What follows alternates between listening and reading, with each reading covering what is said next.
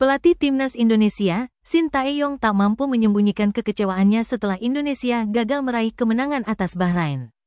Juru taktik asal Korea Selatan itu turut melampiaskannya dengan menolak berjabat tangan dengan panitia pertandingan Bahrain vs Timnas Indonesia pada Kamis tanggal 10 Oktober malam.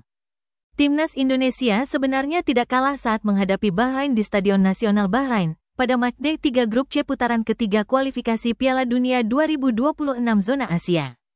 Garuda bermain imbang sama kuat 2-2 kontra tuan rumah. Namun, hasil imbang itu terasa kalah karena Timnas Indonesia seharusnya bisa meraih kemenangan.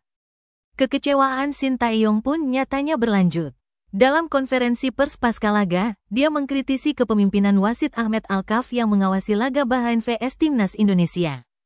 Selain menambah injury time 3 menit, kinerja wasit Alkaf juga dianggap berat sebelah karena kerap merugikan Timnas Indonesia.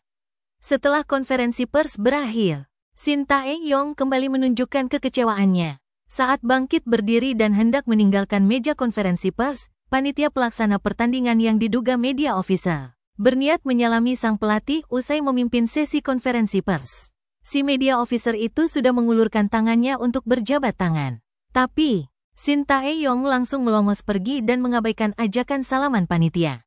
Video itu pun viral di media sosial dan tak sedikit warganet yang ikut puas.